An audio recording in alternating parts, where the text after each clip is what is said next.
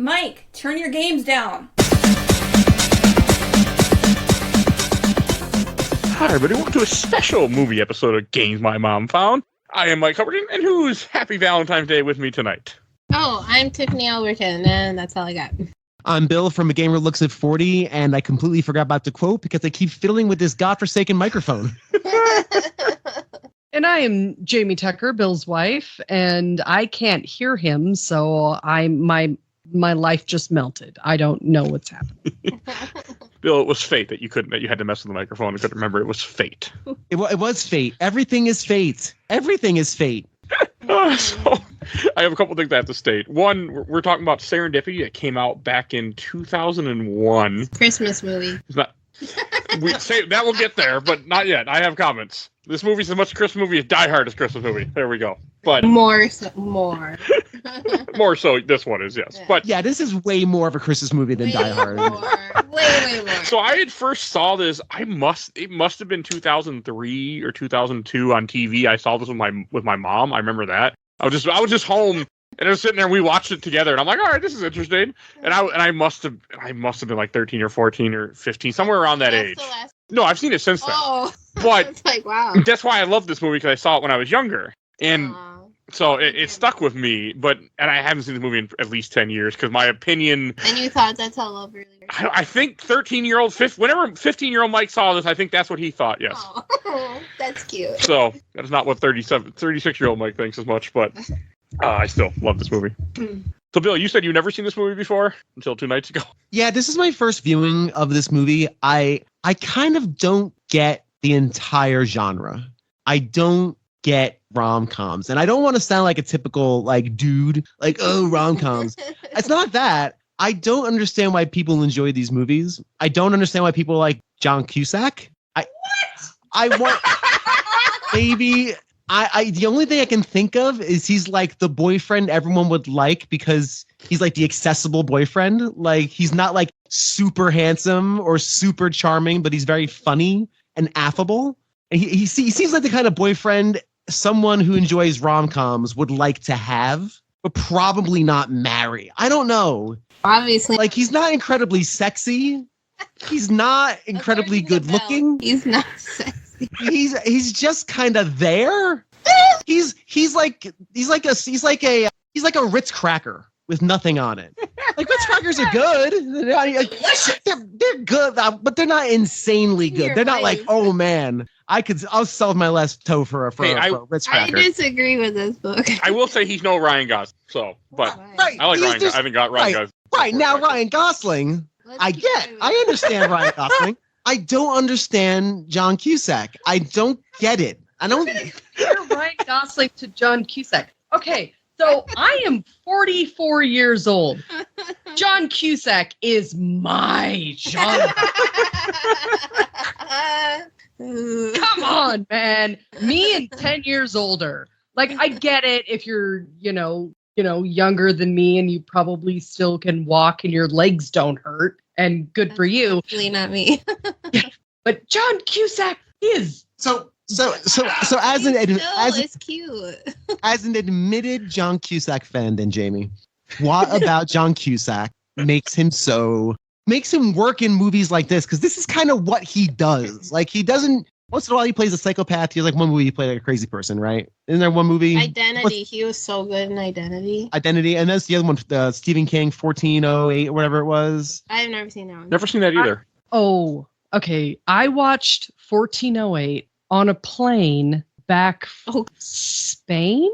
I was in Paris or Spain. I can't remember. And I was flying back and I watched that movie and I landed in New York where I was living at the time and just kind of looked around and went, I felt like I did when I watched The Fight Club. That is a different story that is much more in depth and weird.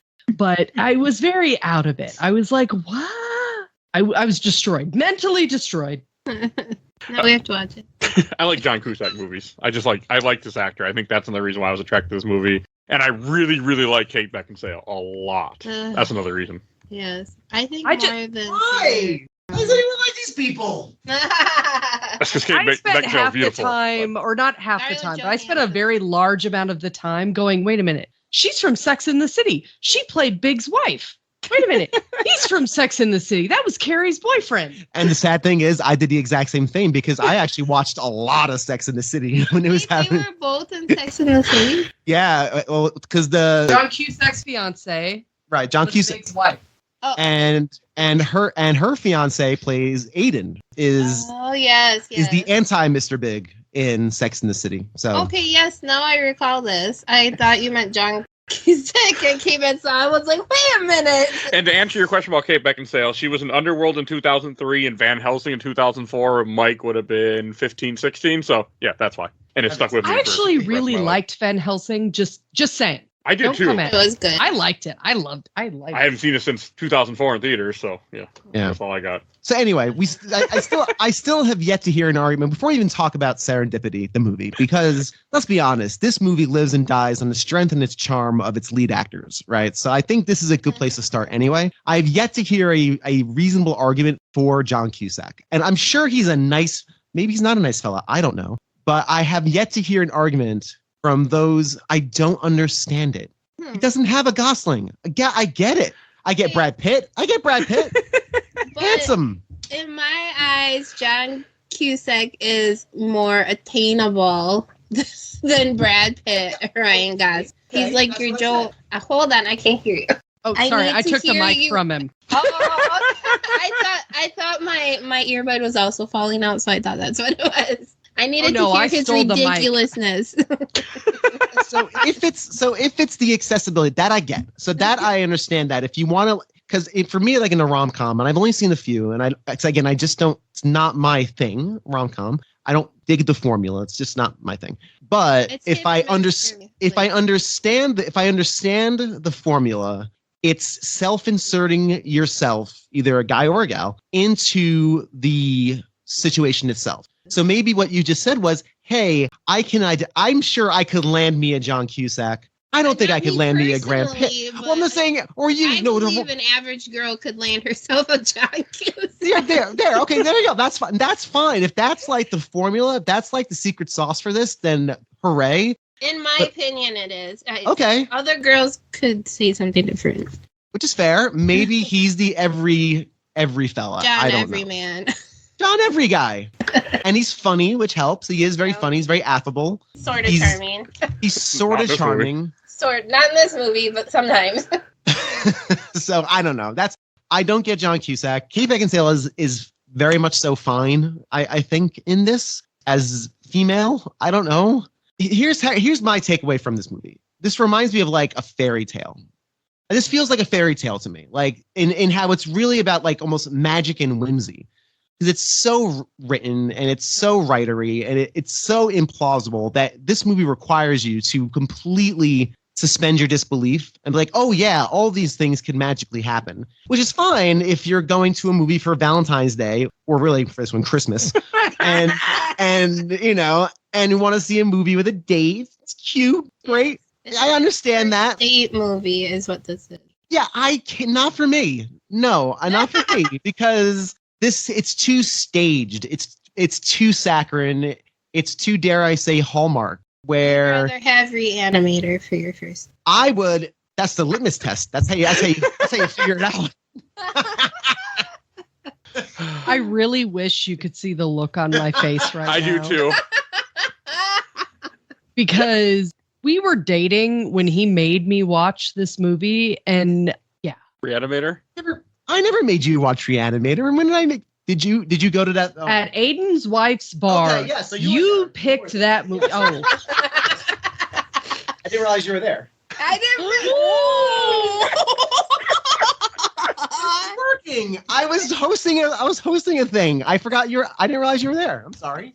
didn't. Don't worry, women, don't forget. I learned that a long time ago. I'm sure you have already too. Ooh. Just won't forget the nice things I've done, but she'll remember the times that I pissed her off. Every Oh. single time. your dear friend is sleeping on the couch tonight. That's not how that works. Dun, dun, dun. Well, to be fair, then I didn't make you see the movie. You chose to go.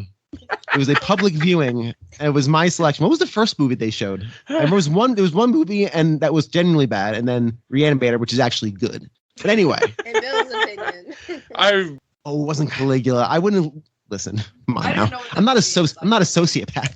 Make you watch Caligula in a public theater, I public don't know what showing. that is, but I'm sure No. I'm sure if Ken listens to this, he'll know what that movie is. Yeah, Didn't Ken, there was a imagine, movie- let me set this up for you, Ken, if you're listening to this. I hosted a bad movie night at a bar once, at a friend's bar, and I screened 2 movies, and it was a fancy wine bar where people were drinking wine nicely. And the second movie I screened was Reanimator, and I was very foolish because Reanimator is a very good movie. I should have said B movie night, not bad movie night. But they can't remember the first one. Jamie posited Caligula, and no, we're not gonna. Don't look it up. Don't.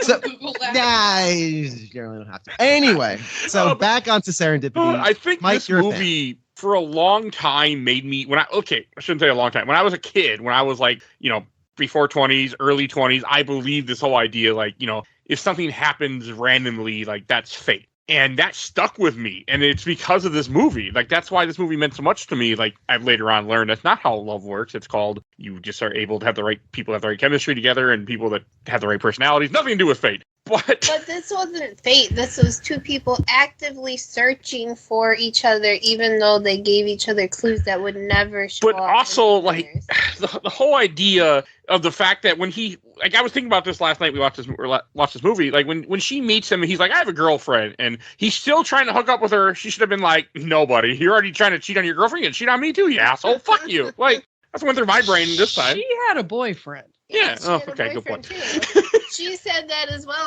and he didn't care either. He's like, "Oh, that's nice. Let's go out."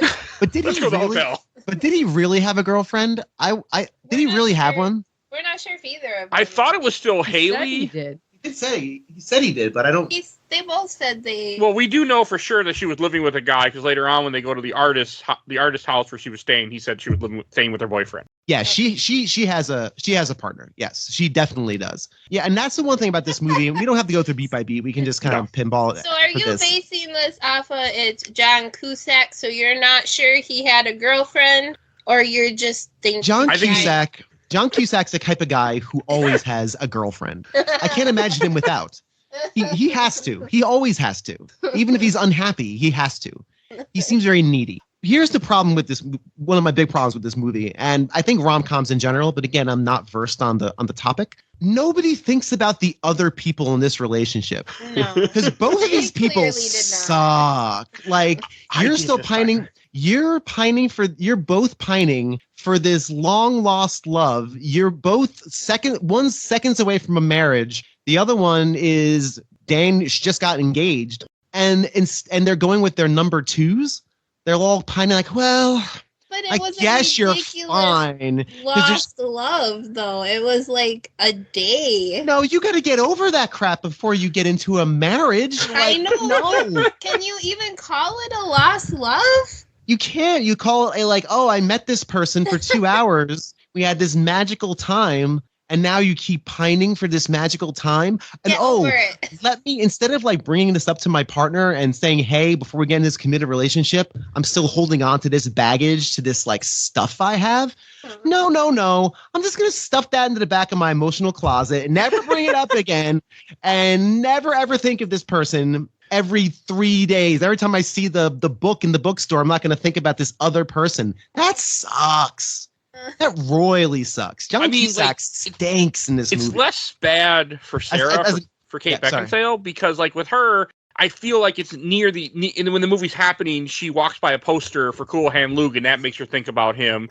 But with him, like with the guy, you obviously see here, he's been looking at this book for years. He's engaged, gonna get married. Oh, let's go look at this book and find this girl's number. Actively looking Yes. for her. That bothers me more than just her being like, well, I saw a poster. I mean, traveling to New York from San Francisco a week before your wedding. But Maybe not, but hey. you're not gonna tell me all those years she hasn't been looking at $5 bills looking for his number.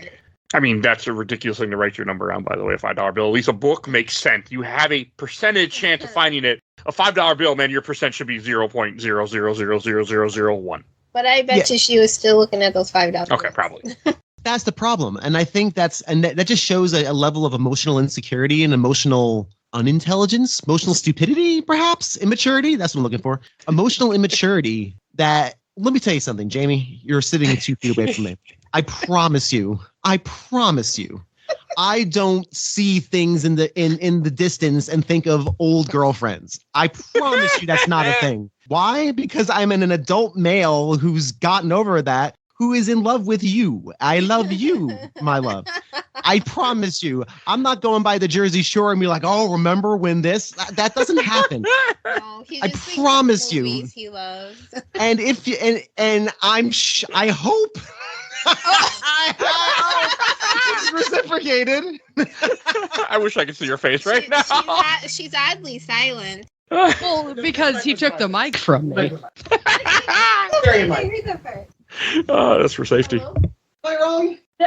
Okay. So I have a very well, first I'm going to start with the standpoint on John. So I do not have the luxury, I'm going to say that word, of being able to separate John Cusack from his previous movies. From his entire career has been built around being the affable, dorky, yet insanely romantic, yet kind of hot friend that all the girls have, and they end up going for the bad boy. And in the end, you want to end up with that affable, attractive, dorky friend that's going to treat you and worship you.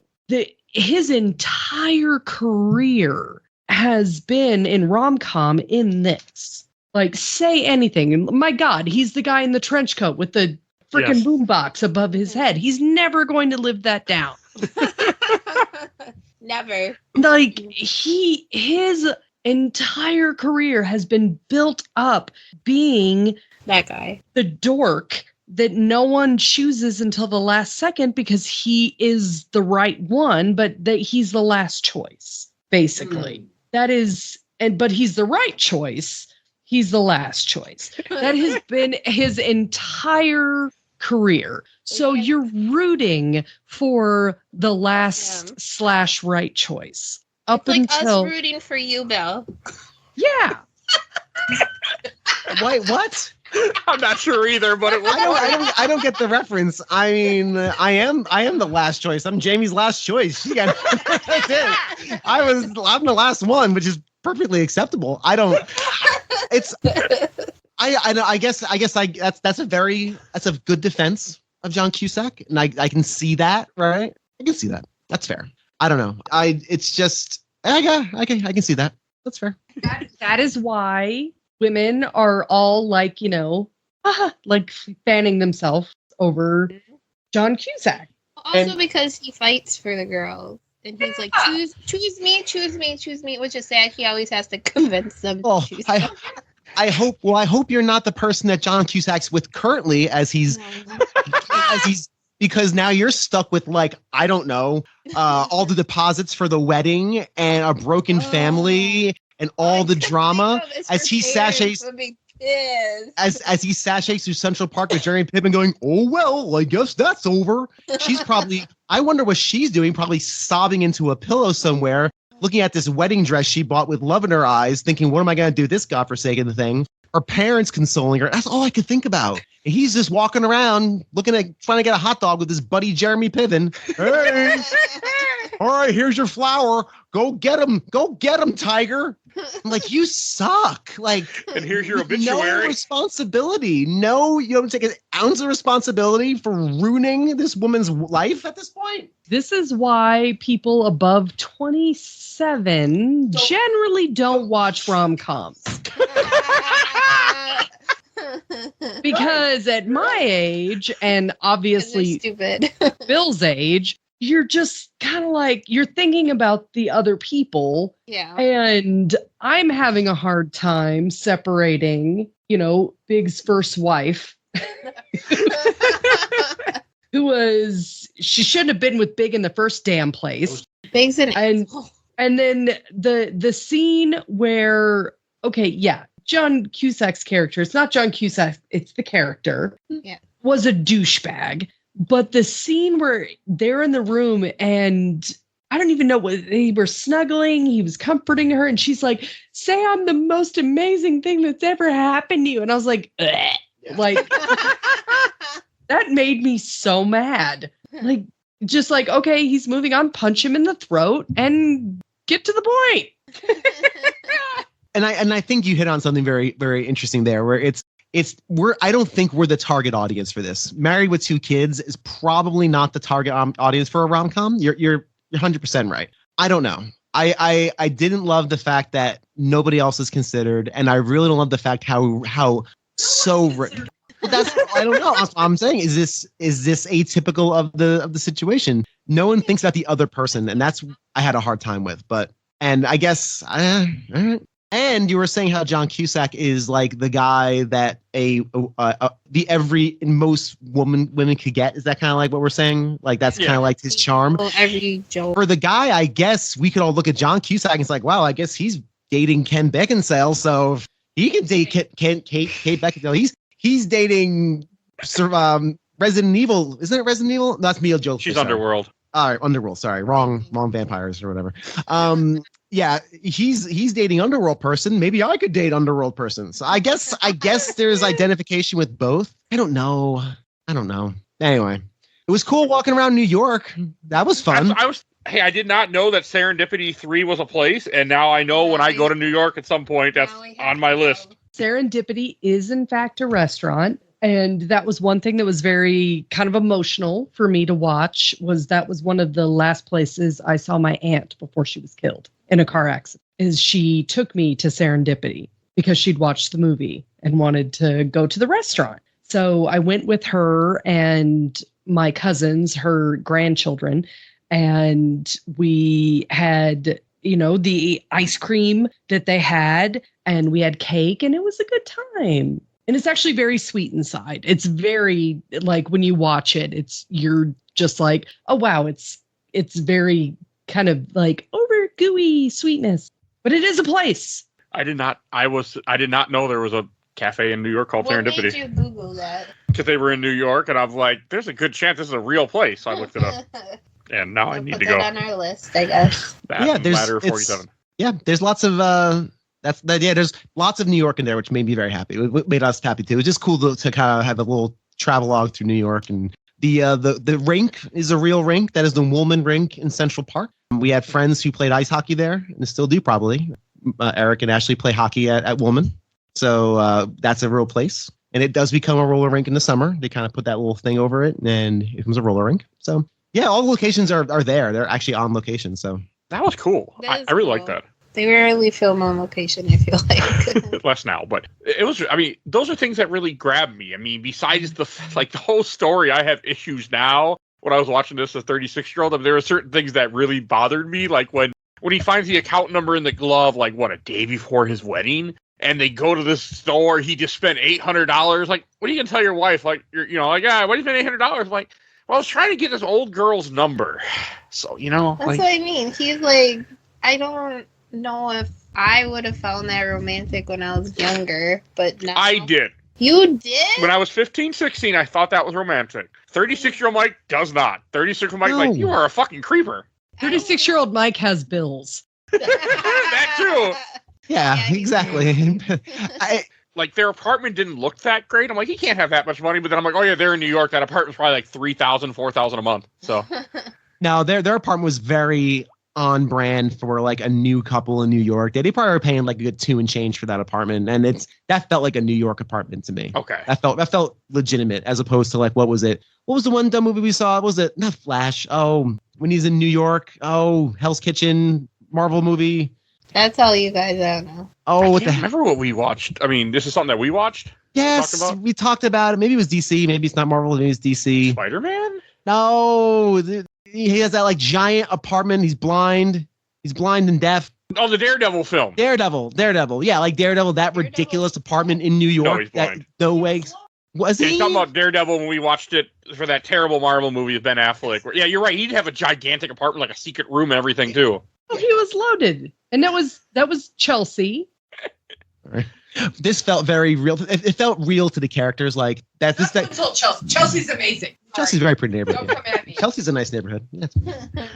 But no, I always think about that because I also all the memes that go around about New York too and how it's so expensive. Oh my gosh. So that's what I always think of. And since I know Bill is from New York, it comes up all the time when we record about any movie that ends up in New York. And as is Jamie. Well, I'm not from there, but I lived there for a hot. I want to visit New York really bad. Well, I want to go in the winter. Chico! Why? I will at he some wants point. to go in the winter. We should have went this winter. So we can still go later at the end of this year. We're making an early trip. So. Well, you can go in during Christmas. Is nice. It's nice. Yeah, that's what I. I know. That's what I mean. We should have went this Christmas. We already had 2 trips last year. I wasn't doing another one. We should meet in New York. How magical would that be? That'd be pretty Magical. How serendipitous would it be? Cool. It'd only be serendipitous. We didn't plan it. And we just met up there. Then it'd be serendipitous. Okay. We will aren't doing need- that. But then We will could need all to go record in the there. hotel room. we will need to meet at the top of the Empire State Building with an apple, a la Sleepless in Seattle. I'm just saying. You've never seen that movie. Sleepless in Seattle? What? I've just never seen it. I don't know. I haven't seen a You lot and of Bill it. have never seen that. It's been a while since I've seen it, but I have seen it. I've never seen it. I've I never know of it. seen. I've never seen You Got Mail. I've never Never seen seen. that either. I've never seen Gross Plank Boink, whatever that's called. Point blank. Speaking. Never seen Yeah, that I've never either. seen that. Seen that one. I think I've seen 16 Candles, and I'm pretty sure I've seen 16 Candles. I think I've seen seen that Say either. Anything. First point blank is amazing. Mike, here's your next thing. Here's your new show. Bill and Jamie go down the, it's limited, but it'll be, we all watch John Cusack movies. So your next, First Point Blank is great. poll will be movies Bill has not seen. No, well, how about that? Poll. Let's put it this way. I have to. Let me just frame this so everyone's aware. I am over 40 at this point. I am on the downward slope of my life. It's now going downhill. I don't have many years left to waste time on John Cusack movies I don't want to see. I will waste time on bad MCU movies because at least they'll be entertaining and something will explode. I don't need to see John Cusack gazing longingly into a camera at random women.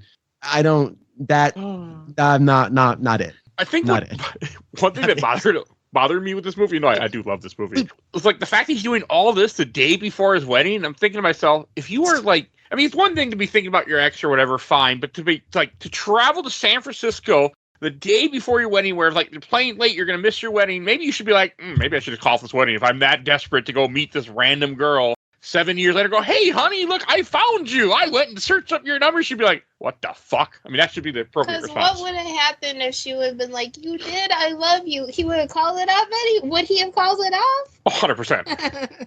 And so just call it off at that point. I mean, essentially, it's just showing that What my friend to do is this couple just, I mean, it just shows that like both couples are not happy, but at the same, like, I mean, in the end, John Cusack ends up calling off the wedding, but not because of Sarah, because he doesn't know Sarah. He hasn't talked to Sarah again. So, I mean, I was more okay with the fact that he calls it off before he ends up running into her at the end of this movie. That is the saving grace. He realizes this is not. He's not, and he does have that, and that's a very fair point. He realizes that he's not ready for this relationship, that he doesn't love this woman, and he's been leading her on. Hey, at least you figured it out before you got married. I was okay with that. He figured out without her being in it. No, definitely not. But I also think of someone that we used to know personally. The 2 days before his wedding, he told me, "Don't get married." And I'm just thinking to myself, why are you getting married? It was like a week, but It was close. yeah, he told us don't get married, and we were getting married in Later that year. like a month. So I always think about that. Like, if you're thinking like that, maybe you shouldn't get married. Mhm. Like, at least he realized it. I mean, too late. But then it bothers me with stuff with her because she doesn't. You see her with her fiance. He's a He's a jerk. Yeah, he's a jerk, but like she doesn't end the relationship. She's like upset, but they're still going to get married at the end of this movie until we find out, they don't. But they don't have that closure during this film. No. At some point, he gets a call. Hi, Sonny. I met a man that I met 7 years ago. Bye. Send mail my stuff for me. Like, Well, no, they both called it off at the same time because she was in the hallway. oh, did she call With it off in the him. hallway? Yeah, she called it off before. She was on her way home and on the plane on the way home after she'd called it off. And she found the $5 bill with his phone number Oh, on it. okay. I take it back. Better. All right. I thought she was hadn't ended it yet, and I have. I missed that part. Yeah, no, I did because too, like apparently. he came to New York and he's just, you're different. You're kind of you're not around. Blah blah blah blah. And then he takes a phone call to talk about his tour, and she called it off. We don't see that, But when she got on the plane, she was talking to her friend on the phone and she said, no, he's upset, but he'll be okay. It's fine. And then she goes to pay for the headphones and hands the $5 bill that her friend had in her wallet. And then she sees the person take that $5 bill, the stewardess take the $5 bill and give it to someone else's change. And then she steals his change and, And runs off the plane. Yeah, which Excuse me. it was 2000 and what year? What month in 2001? I'm assuming this was released. Well, hey, was this Christmas of 2001? Because this This definitely was September again a Christmas movie. 2001. Wow. Okay, not United States. It was TIFF, whatever TIFF stands for in quote. It was released on October 5th. I wonder if they pushed it back. Maybe they probably pushed it back. I guess it wasn't much. People weren't looking for a romantic comedy at that time of life. So Yeah, set in New York. Yeah. yeah, good point. I was just thinking about she didn't have the right. I think, or maybe you brought this up, Tiff. She didn't have the right wallet. How did she get on a plane? But this is pre 2001, so maybe it was easier. I don't know. Yeah, this was. I'm sorry. Go ahead. No, you still didn't. I didn't travel very much before 2001. You still didn't need an ID at all? You still needed an ID, but I remember I was in New York it was obviously before 2000. It was obviously before 9/11, but I was in New York and I took my friend to the airport and we went to JFK and I walked him to the gate and sat at the gate for hours just because his flight was delayed. We were just hanging out. We were talking. And then he got on the flight and left. I remember that was a thing. You could walk someone to the gate and it was not a big deal. Yeah. Yeah, you ain't doing that now. So No. And this was actually released, when you said TIFF, this was released at the Toronto International Film Festival on September 13th. So clearly those Canucks could care less about 9/11 because they released this New York movie 2 days after 9/11 at the Toronto International Film Festival. I guess life goes on in Canada. And then it was again released October 5th, 2001 in the United States. But still, less than a month after 9/11, this hit theaters. So okay, there are no shots of the Twin Towers, as far as I remember. There weren't. No. I look for that now. Yeah. Every movie that comes out. Before that, I always look for it. So just because I'm like, oh, did you have that? Because at a certain point they cut that. So okay. Oh, one side story that I think is very funny. I'm sure Bill is sick and tired of hearing of it. Is the Waldorf Astoria. I have two experiences at the Waldorf Astoria. Bill has one. Both were with my family members. Yes. So one was a really good one. His experience, we went with my aunt and uncle. They bought him drinks. We had all these little niblets and fabulous cocktails. It was amazing. Lobby? That was in one of their restaurants in the lobby. And then my experience outside of that one was the first time I went to the Waldorf Astoria and I was having drinks with my parents. And I ordered a vodka and water with a lemon and lime. And they didn't give me the lime. And I was like, could I please have my lime? And they brought it out in a plate and I went to squeeze it and the lime popped out of my fingers and flew to the other side of the bar and smacked some poor man in the forehead. And my stepmom just went, put your head down and don't say anything. I was like, oh my God. I do realize this is the Waldorf Astoria. Hotel bars in New York, especially these fancy ones like the Waldorf, St. Regis, etc. You're talking $20 a cocktail. Easy. Damn. Easy. And this gentleman of leisure was just sitting there. You realize the last thing this man thought was going to happen to him that day, of all the things that could happen to him, that he'd be pelted in the head with a lime gone astray. I would laugh personally at this point. I would just laugh. But you see, I don't know. Well, you didn't see, right? You didn't raise your head to see. Oh no, I looked straight down and didn't move. I didn't drink my drink. I just looked straight down and was like, oh my God, that just happened.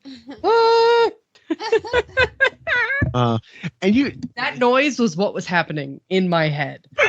And now just think about it. That person that gentleman, if he's still alive, I hope he is, has that story and tells that story all the time to all his friends whenever he's at the Waldorf. You guys can't believe this one time, sitting right here at this bar, at this seat, and I got duped in the head by some asshole threw a lime at my head. I don't know why they brought children into this bar, but for some reason, I looked around. There was these two ladies sitting there staring downward in complete shame.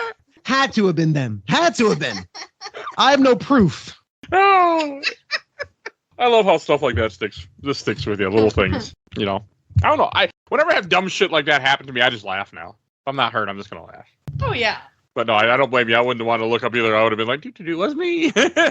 But if you had actually looked up and made eye contact, you probably would have been so apologetic that you would have had to like buy him a drink or something at the tune of $25 a cocktail. So I don't blame you for putting your head down and avoiding it. If this is like a dive bar, hey, cool, I'll buy another PBR. You're good, $3. That's fine. Not at the Waldorf Astoria. It's everyone for themselves. Limes, lemons, whatever's happening. It's you're on your own at the Waldorf. The I was last also time thinking I about- ever ordered that cocktail. I was thinking about the part with like I was talking about a little earlier where he goes and spends the $800, but also like the fact that he gets the employee to take him to the warehouse to look up the credit information. I'm like, that's a lot of different laws you just broke there, buddy. But he is my favorite side character. He is funny in this. He is my favorite side character. I was like, I relate to you so much, sir. But that's all I could think of. I'm like, you are breaking how many laws here, bringing him in this place? He made his quota. And let's be, you're right. That's a good point. This is back in the days of before electronic filing. I love the fact you can just go to a storeroom and just, I don't know, grab anybody's personal information in yellow carbon copies. Now, for those of you who have worked retail, is the line behind the sales desk, is that the line? Like, if someone attempts to cross the line to go behind the sales desk, Yes. like John Cusack does, is that like a thing where it's like, oh no, sir, on the other side? That's like Definitely anything. You'd be like, no, Oh, yeah. get back to your side. I mean, not rudely, but yes. I mean, I wouldn't be like as comical as he is, but I'd be like, back, go back. Has anybody ever attempted that with anybody on this call? Well, I've had I worked at Had a customer do it to you. I have, but you go first. our registers were different. It was like behind us, they're all open in the back. So it's not like you could be like, excuse me, sir, you're crossing the line. It wasn't like that. But I've had people be like, oh, excuse me, I'm just going to take a bag. And then it turns out I'm just going to stuff this bag with stuff and walk out the door. I've had it when I worked at FedEx. I would have people like, I'd be doing something on the computer, like, oh, here, let me do it. And they'd try to come around. I'm like, no, you stay right on the other side of the counter. Damn. Like, Yeah. I mean, I'm like, one thing, we got cameras everywhere. If I don't do anything, they're going to be mad at me. So you get over there. And I could be a little bit ruder, not rude, but I could be more stern. They didn't care. Like when I worked for Sam's Club, they were different. The customer comes first. It really doesn't Sam's Club. So, but no, I had it happen to me plenty of times at FedEx. And I'd be looking at somebody's files and doing something. They go, I'll help you. I'm like, no, you just wait. I'll turn the keyboard towards you, but otherwise you ain't doing nothing. Don't touch my keyboard. I would never dream of crossing that line, like for no reason. I would never dream of it. Like, why would I enter your world? Like, why would I enter this world? I think Because you're not moving fast enough. Usually is why they did that. People are impatient. Yeah. people are people. I mean, normally people aren't as like, I mean, the guy is very comical about the line, the way he does in this movie, but the retail person, me would think like, yeah. I was also wondering, is Bloomingdale's even still around in New York? We looked this up because I always think of big department store. I think Macy's. Oh. There was a Bloomingdale's. Is it still there, James? Because you looked it up last night. I looked it up. There's 2 locations for Bloomingdale's in New York. Okay. I wasn't sure if that one of the companies that had fallen apart yet, but I forgot there was one at Mall America. There's which one Tiffany in just there, told me. big And I is should know that the location that's still there? Is it that location from Serendipity? I don't know if it's the same location, but I looked up Bloomingdale's in New York and there was 2.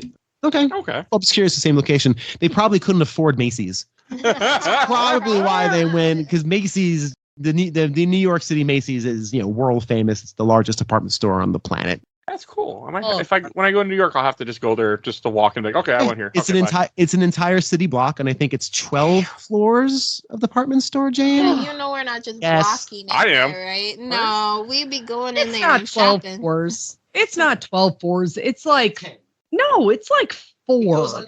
That doesn't count as a floor. It's 1 level underground, and that's where Homewares is. Bill's having PTSD. You must have been in there too many times. The first round is literally 11 floors. 11 floors. How many of those are where you can actually shop? Like some of them are probably display areas, right? It's All of them. no, you cannot. No. Don't give me the mic back. So the basement is home goods. The basement is silence.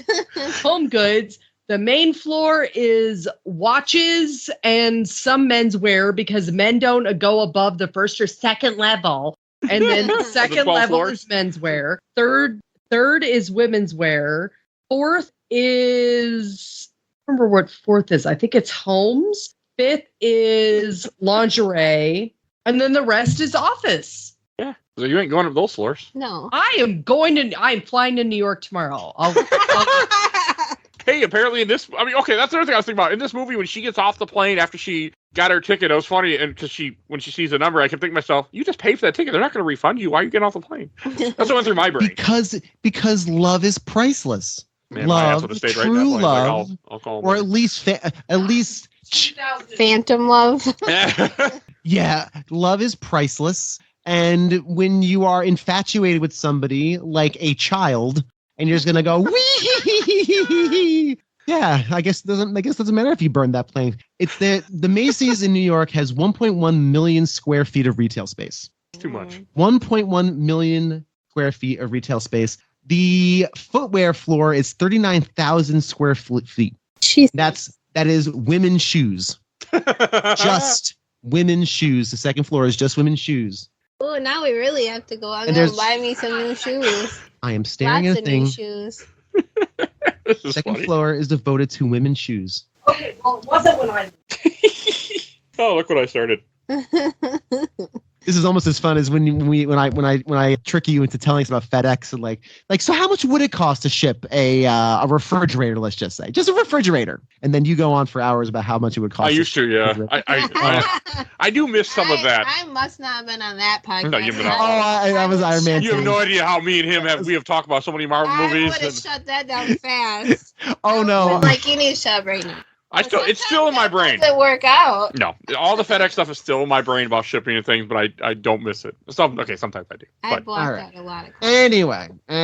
So back to Serendipity. I was This movie also has- thinking, like, Yeah, with go his ahead. friend, like, you have his friend throughout the movie. God, I forgot the actor's name. Jeremy Piven. What's Yes. the character's name? I don't remember. It's Jeremy Piven. He plays the same character in every movie. He's just Jeremy Piven. He plays. I mean, I liked him in this. I don't really remember the actor very much in anything else. I know I've seen him in stuff, and he tried tons of stuff in the 90s and early 2000s, but I just remember, like, we talked about off the air. I remember him in the Entourage show, because I used to have to sell those stupid DVD sets when I worked at Target. So that's all I remember. Never seen the show. Don't want to. But I did saw all the seasons. I would watch it with you. I'm not kidding. Who am I kidding? But no, I liked him in this. And I like how the fact that, like, throughout the movie, you think he's happily married or whatever the hell, married or whatever they are. And then it isn't until after when he calls off the wedding, he finds out, like, yeah, he's like, she left. Like, we're not okay. I think maybe that's why he's helping him because Yeah, it is. because he lost the spark or love or whatever that he had, and he's trying to help his delusional friend find this whatever he thinks he has with this girl. Delusional friend is completely right. Yes. Like the whole idea when they go to San Francisco, to go back to that, when he does take the flight before his wedding, I can't specify that enough. And he's upset that he sees who he thinks is Kate Beckinsale having sex. Like, what do you think, buddy? Like, she's in a relationship. Like, both, like, you know, why are you surprised? Like, oh, how can this woman that I was hoping to see for 7 years be in a relationship is not with me? Oh. See, the real solution to that would have been, instead of spending the money on a last minute flight across the country, instead of going to your bachelor party and celebrating with your friends and family and preparing yourself emotionally to begin your life with a new person who trusts you and loves you, who seems like a perfectly decent person. By the way, this movie takes great pains to make Aiden, again, I'm just calling him Aiden because that's how I know him from Sex and the City. You make Aiden seem like this wingnut, psycho, and real jerk, but makes no pains to make his girl, Big's ex, seem like anything bad either. She seems like a perfectly nice human being. She's maybe a little clingy. Tell me something about amazing. Like, oh, all right, relax there, sunshine. But that's like I guess they didn't have the. But this movie is only 90 minutes. Thank God. It's a by short the way, too. movie. This movie is over before it starts, and it accomplishes a lot in 90 minutes. It does. does it? I mean, It made a young Mike think about this word serendipity for over 20 years. Isn't that something? That's his favorite word. I like that word. I don't have a way to use it. majority of the time. But because nothing is serendipitous anymore. Not It's my like life, apocalyptic really. hellscape. No, God no. Plus, I'm But a guy that plans as much as I'm able to. So yeah, there's nothing serendipitous in my life. So I mean, I lost my train of thought. Anyways, I don't love the fact that instead of doing that, instead of going across country the night before his wedding without telling anybody, and then going back on the red eye to make it in time for the 11 o'clock wedding, evidently, because it clearly was like in the morning at some point. Dog ass tired, hasn't slept, showing up to the church or whatever. And Apparently flights were not. Yeah, and they fly into Newark Airport, which was very charming for me. They actually fly into and out of Newark Airport, that little arrival area. I've seen that arrival area 1,000 times. Yeah, there won't be New York taxi cabs in waiting for you in Newark Airport. Yeah, that was a big thing for me. I was like, he's like, that's Newark. And I was like, are you sure? And he's like, yeah. And well, why are there New York cabs there? There's just no New York cabs in freaking Jersey. She's right. There would not be. But yes, that is Newark Airport. I know that gate very well. That whole entry area. That's funny. Terminal C. Yep, it's Terminal C. Anyway, instead of doing that, you should have called the therapist and been like, hey, I am gonna do something really crazy. Could I just talk to you?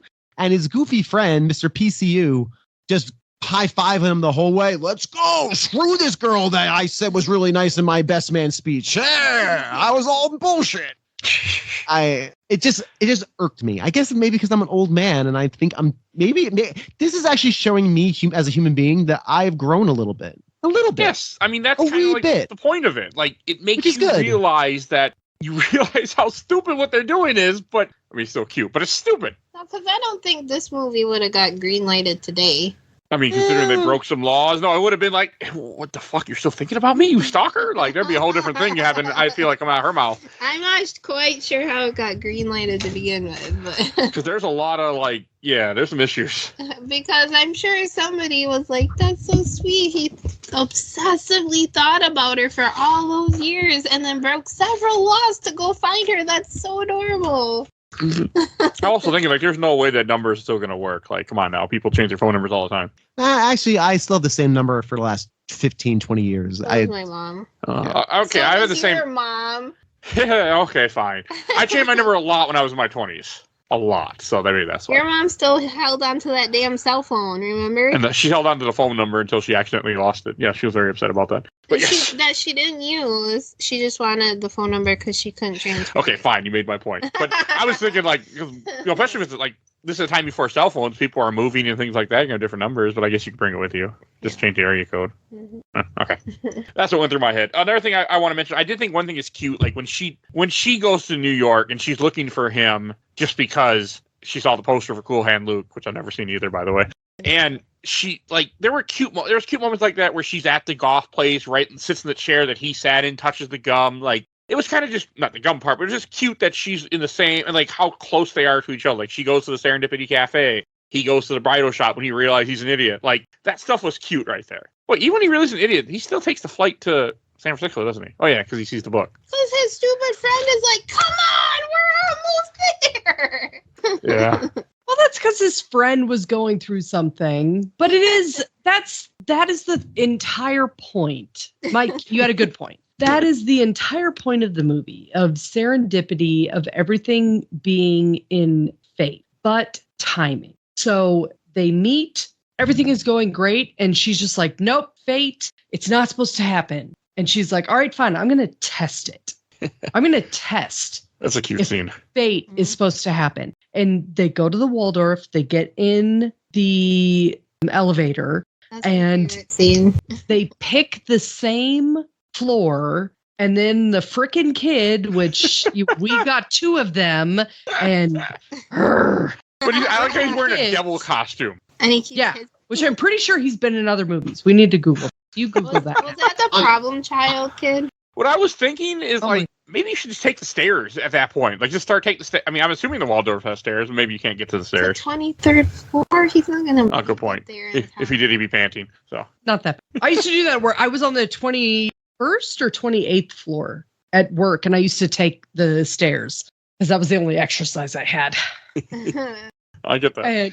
And so they pick the same floor, and he gets there just when she's given up. And then they go downstairs at almost the exact same time. And it's just like, it's these almost moments. And that's kind of the thing where it's like, that screams to the point of it is fate. It's just not the right time. So by the end of it, you're just kind of like, son of a, they were almost there. And you're like in your mind furious at these poor people that had the unfortunate circumstance to fall in love with these jerkwads that only care about themselves and not about anyone else.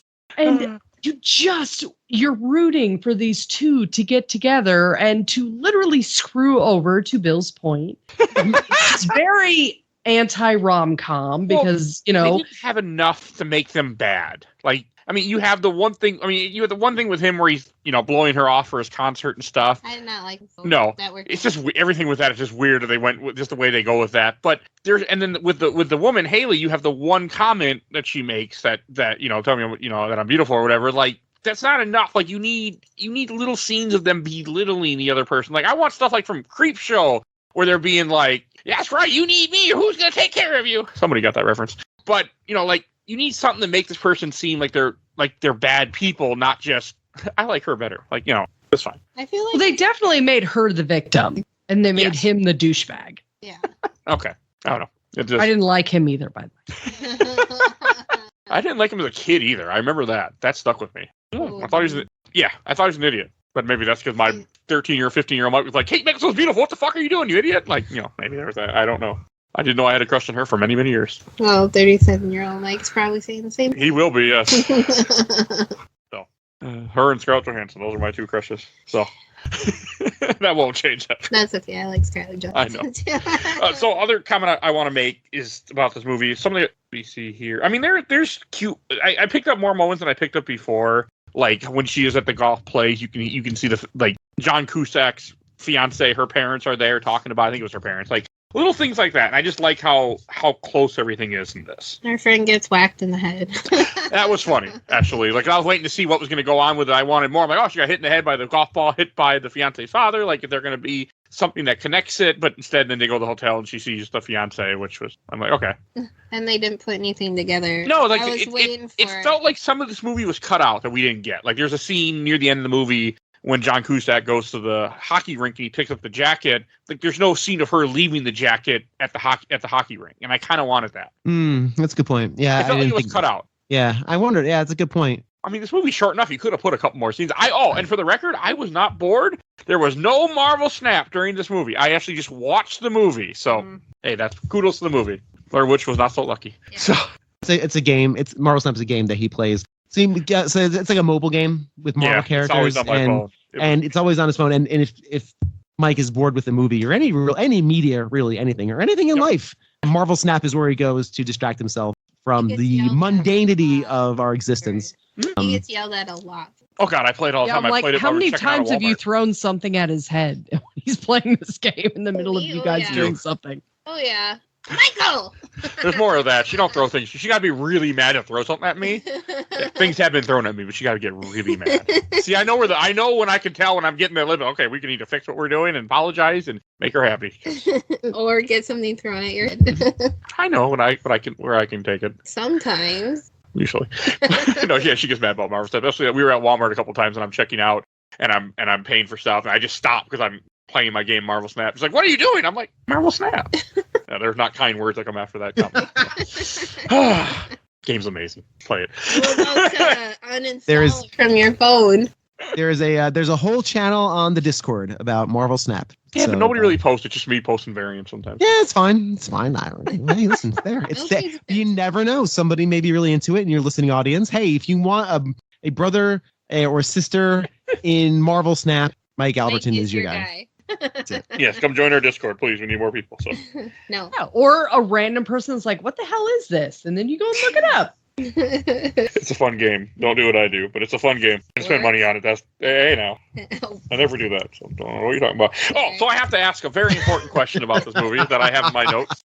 So when in the very end of this movie, when they finally see each other again, you know what's coming, Bill. Comes in every episode. Coming. now it makes more sense. I thought that she hadn't broken up with her fiance, and I was like, well, when they finally meet and they kiss, was it earned, Bill? Was it earned? Earned?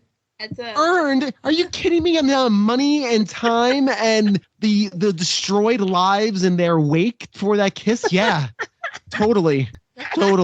They earned yes at everyone's expense. They earned that smooch. I thought you were gonna say no. I definitely thought you were gonna say Had I had the movie canon I had in my head where she was still with the guy and hadn't told him, hey, I want to leave you, and the wedding was still on, that's what I thought. Then I feel your response would have been a little different. Okay. Yeah, no. Yeah, I mean, what if you take out the broken relationship?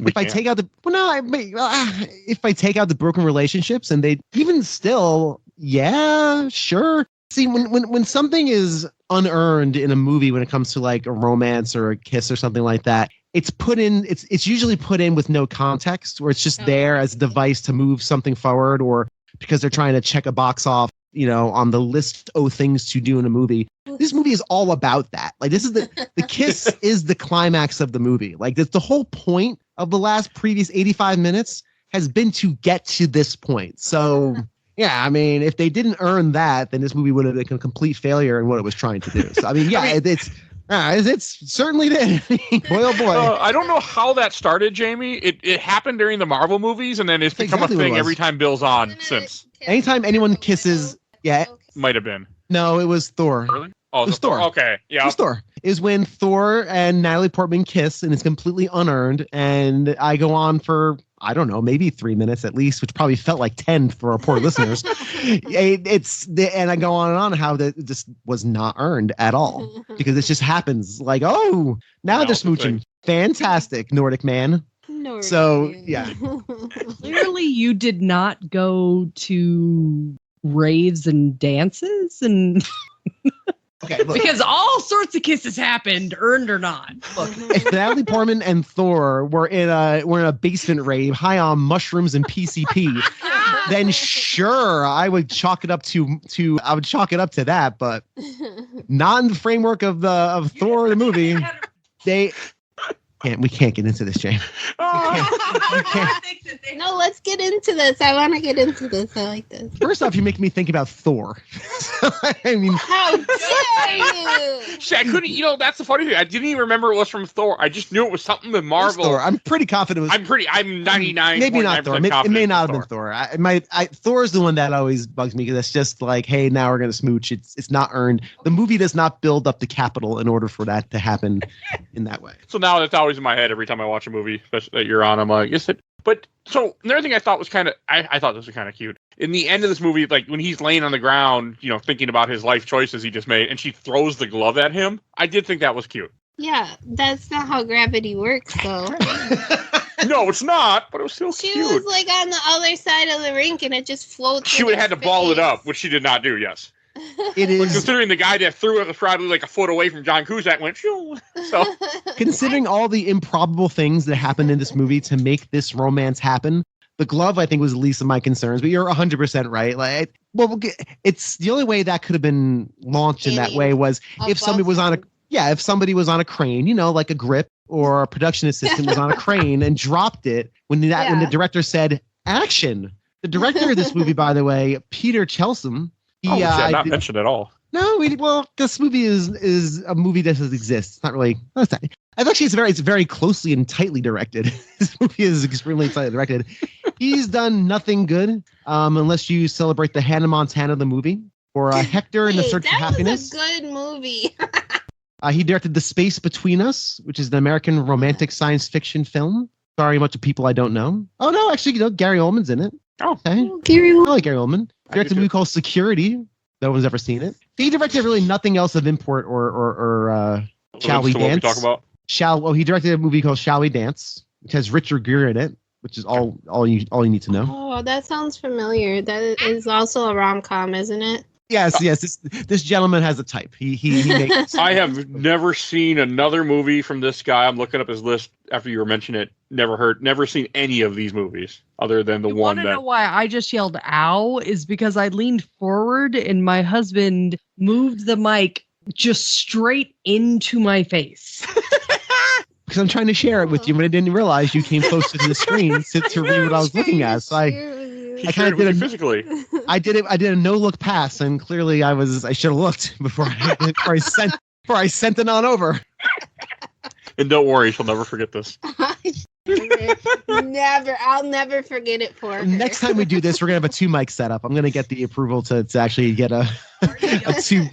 I should do that too, by the way. That doesn't work. No, you have to get certain stuff. But yeah. Oh, that's a dangerous slope you put me down. Put me get a 2 mic setup. Don't approve that expenditure. Do it. Expenditure? Yeah, okay. Probably costs more than I'm thinking. I don't need to go down that road either. All right, you can go down that road, but I need new flooring, new furniture. Just saying. Bags, furniture. Anyway, I need my podcast And a really good table saw. Just saying. Fair. It's fair. Oh, She does really good. one comment I want to bring up. When Kate Beckinsale gets to the wedding and she bursts through the door where she thinks they're going to get married, she's like, stop! And all that went through my brain was Speak Now from Taylor Swift. All that went through my brain. I don't know. Is that the video? That's a song about coming to someone else's wedding and telling them they shouldn't get married, essentially. Oh, okay. I don't She know. never made a video for it, but there's fan made videos. Yeah, so I mean that's what the song's about. But that's what went through my head because I'm a Swiftie. So I was saying, in case you didn't know, Mike is a Swiftie. Yeah. He's a big Swiftie. I haven't listened to their music anymore because somebody got mad at once I kept playing in the car every single time. So I would so go to a Taylor Swift concert. I would go see that. That would be amazing to see. I had to check. I know nothing. I know very little about Taylor Swift, and I know what a production though. Like what an extravaganza. It was like what a good show, and Mike had the chance. We bought the tickets, and he said, "No, go with your girlfriends." And I was like, "Fine, but we're never going to get them because the tickets are Did you expensive." really? Yeah. Yeah, I really? didn't want to. It just So didn't. I ended up going with one of my good friends and a stranger because we just sold out the ticket to anybody at that point. It was like 3 days before the concert. Yeah, I just wasn't. I don't know. I'm not a big concert guy. Wow. So, Well, I know you're not a that's big not- concert guy, but that's like I want anyone in the comments, someone put in the comments. So the vast majority of the concerts that I have been to have been in the metal genre. And some of the best concerts that I have been to have been Rob Zombie. I am curious if Taylor Swift comparative to Rob Zombie. Just curious. Yeah, somebody tell us because The last concert I've been to was Aqua, and that was fun. But that also was we were right up in front of the stage, and it was just standing room. Oh, so good. well, the last time, the first and only time I saw Rob Zombie, he was terrible.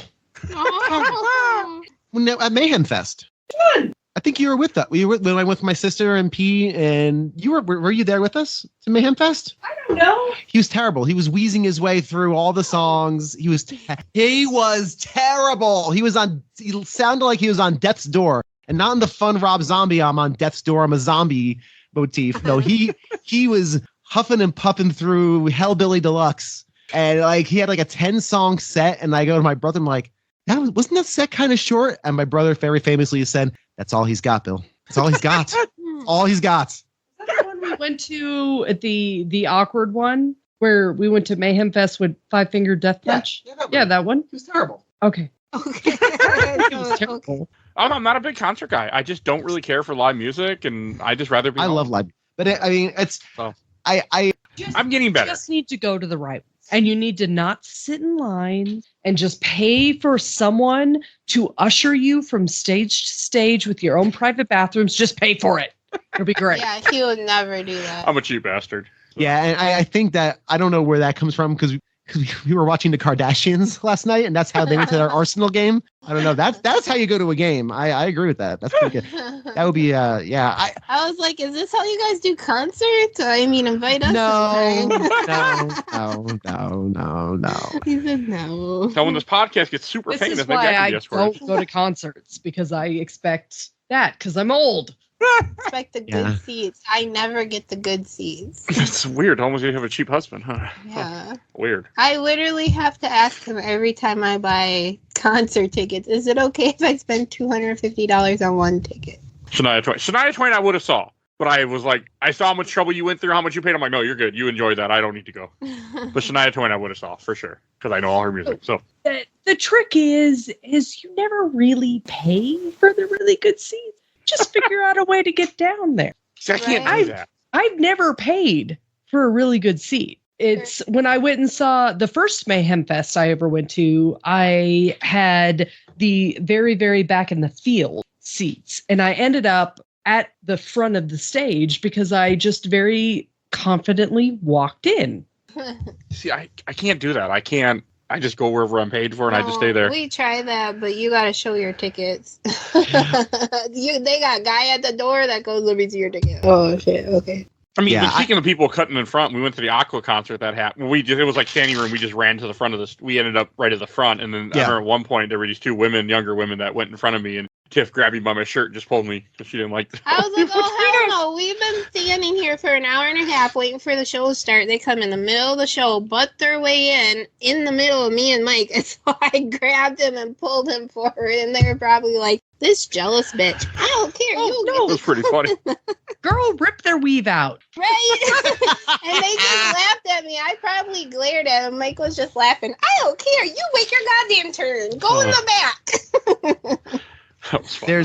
I would actually, and this is, I don't, this shows how minor this movie is because we really have done 20 minutes now on anything but Serendipity the movie. And I am perfectly fine. Yeah, because there's really not much else to say about this movie. Let's be perfectly honest. No. I love live music. Conventions again if you want, Bill. Yeah. I love live music and I would go see literally anybody. Like if someone had a ticket for rando anything, I would go because I just like live music. I think it's always an experience, and it is. I love it. Aqua, so then you would have. I would see Aqua. I see anybody. I wouldn't care. That's perfectly fine. So I love live music. The trick for getting to the front of the stage, it's hard to do. If you have a camera in your hand, like a real camera, the C's part. Now, at a big show like a Slipknot or a Mayhem Fest or Taylor Swift, obviously you need credentials, you need badges and stuff. But if you're going to like a small show, like in your neighborhood or a small town or just like a show at a place, it's not that big a deal. Bring a DSLR camera, like a big camera, put it around your neck and just say working. Hey, I'm sorry. Can I get in front of you for 5 seconds? I'm working. And the C's part, that's what I do.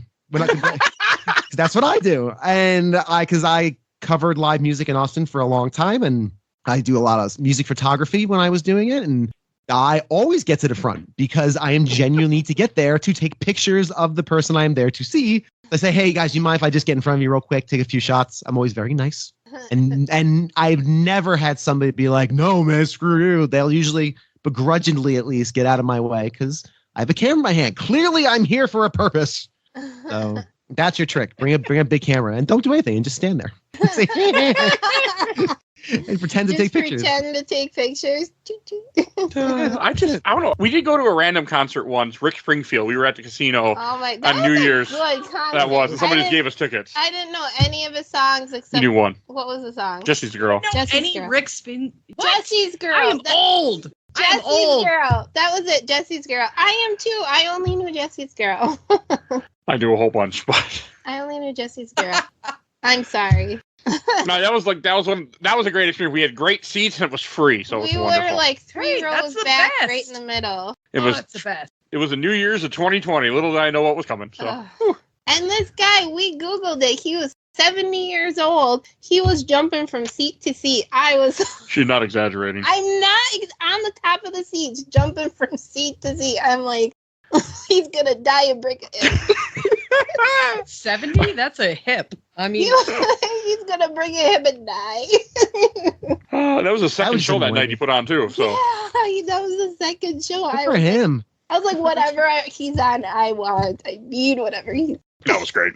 Great freaking show. Yeah, that's about. I haven't done many concerts. I just have. If she's willing to go with her friend, I'm like, yeah, you go. I'll stay home and play video games. We should go to a concert. So, all right. Any last things you want to say about the movie that we stopped talking about? Well, I before, as we were getting ready for the show and as I was struggling with a microphone stand and everything else, excuse me, I thought about Serendipity and I figured like there has to be other movies with the title Serendipity because it's an uncommon name. It's kind of a common name too. Sure enough, there are not as many as I thought there would be. So I went through them and just based off of the Rotten Tomatoes, not score, but just like the descriptions, I'm trying to see if I would rather have watched any of these other than Serendipity with John Cusack and Kate Beckinsale. Are they all rom-coms? No, the first one is from 2019. The first one that came up other than Serendipity is a documentary.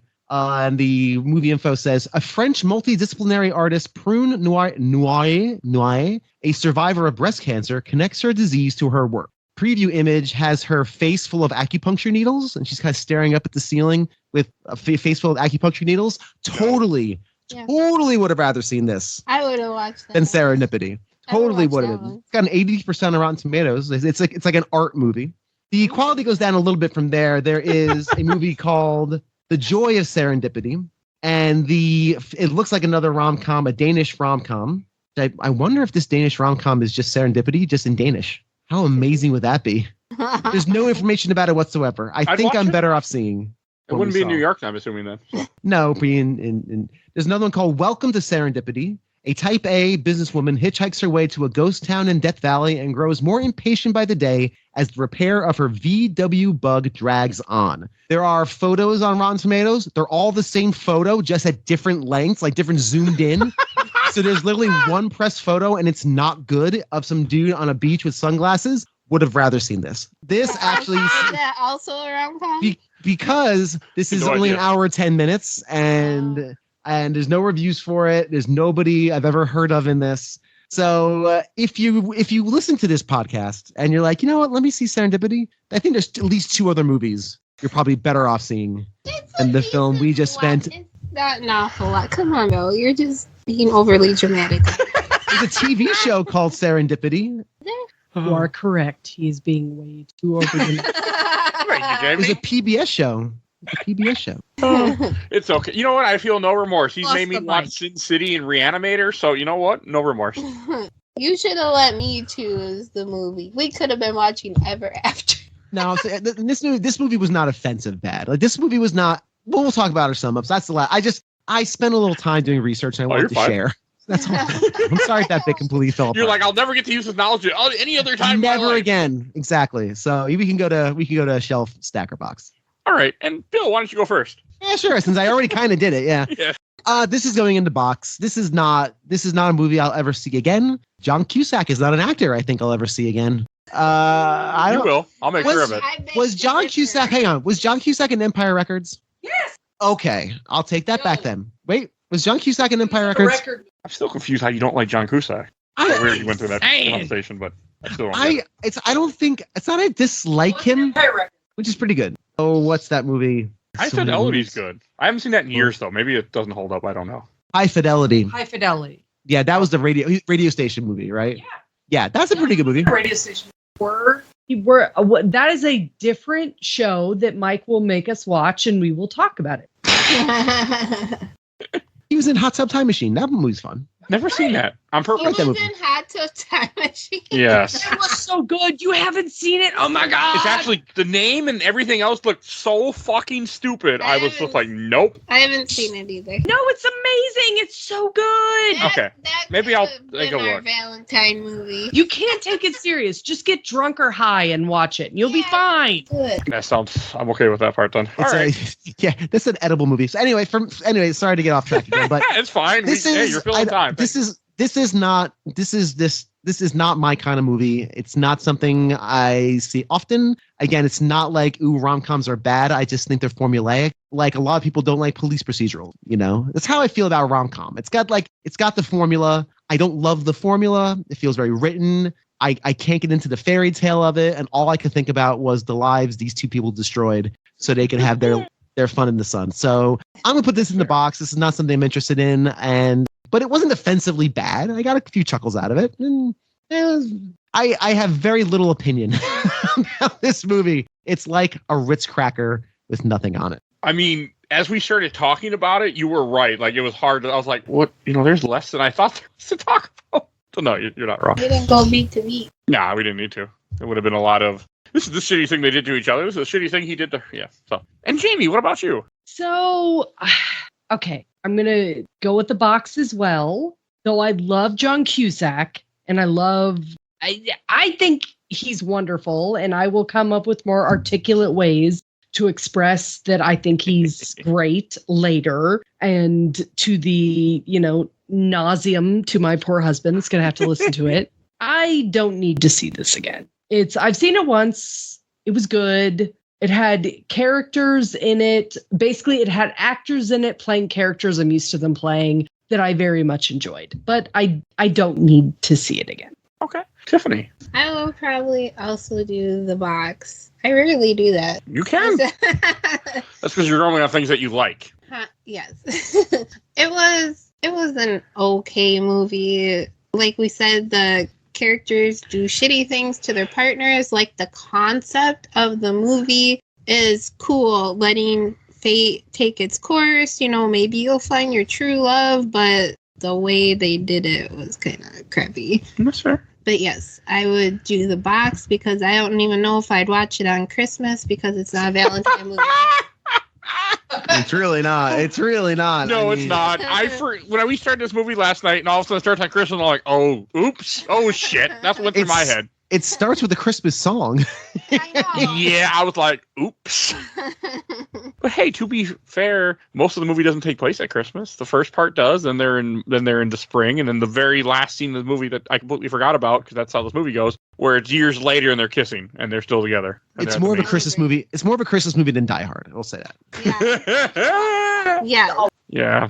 There. What about you, Mike? You're the final one. Put this in the shelf. It is nothing but rose-colored glasses. Shelf. I enjoyed this movie. I didn't put it down. I thought about watching. I would have watched it again today, but I was too busy doing the thing I have to do, and I was unhappy about that. But I would have watched this movie had I had time today. I really like this movie. I will watch it again in another 5 to 10 years and smile again. Tiff, I have a challenge for you. Oh, okay, go.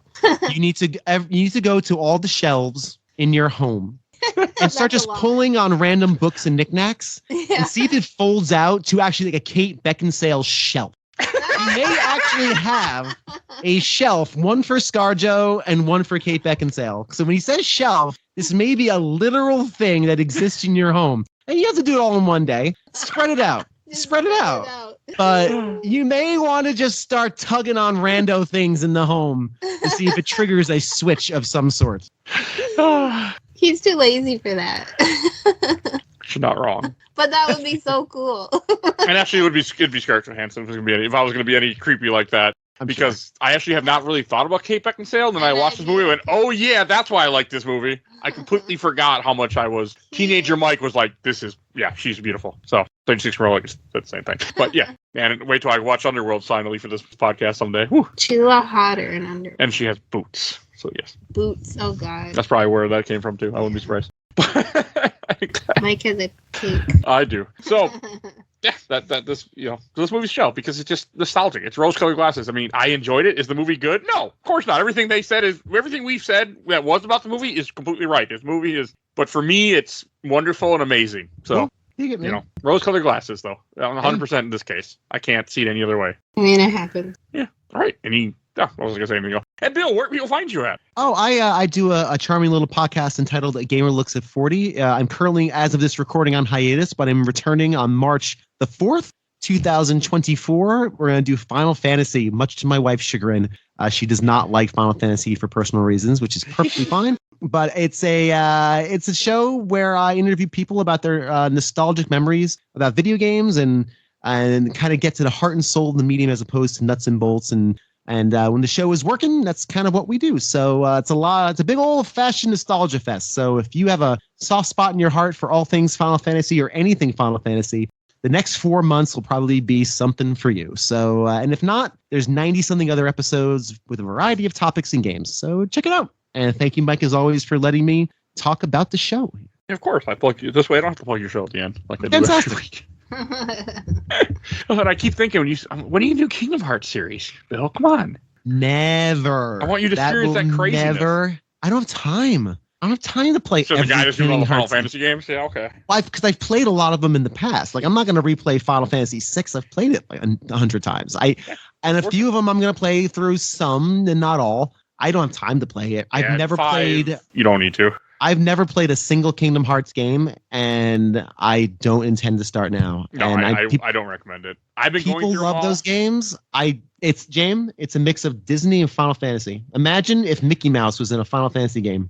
Yeah, but less and less Final key. Fantasy and more Disney as the series progresses. But yes, It's basically it's like a Disney role playing RPG in the Final Fantasy style. sort of. Yes, Yeah, where you're the trying to whole save the princesses, but the princesses have powers and parts of. Yeah, I shouldn't go down this road. But yes, great. It's actually great. I highly doubt that will, because I mean, who knows? I don't know. Maybe I can let other people talk. I can do a series on Kingdom Hearts and have people try to convince me to play it. That would be the only. That would be amusing. That would be a fun. Actually, be a fun episode. Get people I know love Kingdom Hearts. I know a few people Convince anyone already, to play it. Not going to, but and see if they can convince me to play it. Just an hour of people saying this is why you should play this game. But yeah, that's the show. Check it out.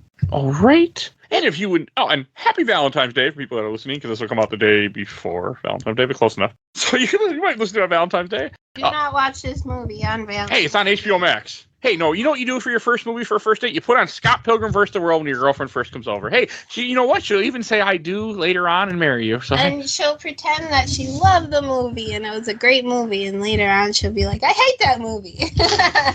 all accurate.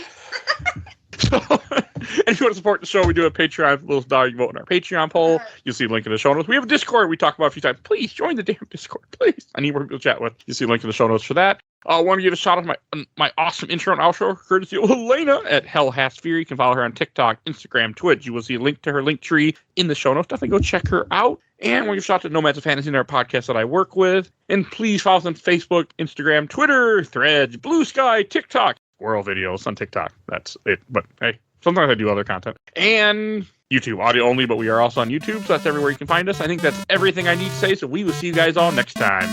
Bye, everybody. Bye.